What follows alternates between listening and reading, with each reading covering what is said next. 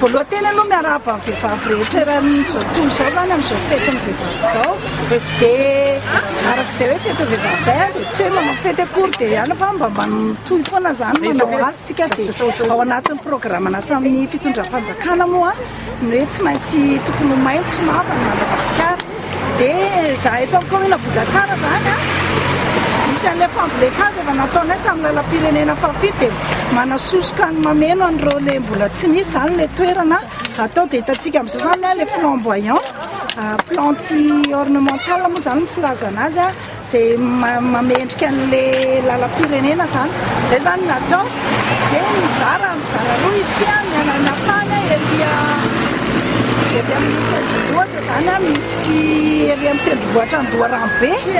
misy fambolek'azy tsy maintsy atao mihitsy satria fiarovana le loharano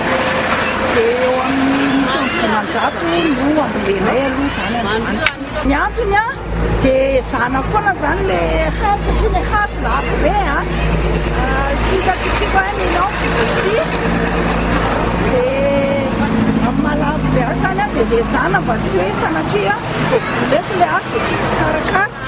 fa zana zany mba akaikina toerana dia efa mifanaraka izay tamin'ny fiangonana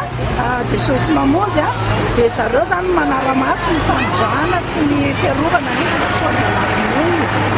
zay satria matetika misy ohatrany mamboly ianao dia ny afaka tapabolana na ohatr'izany herinandro dia tsy hita le azo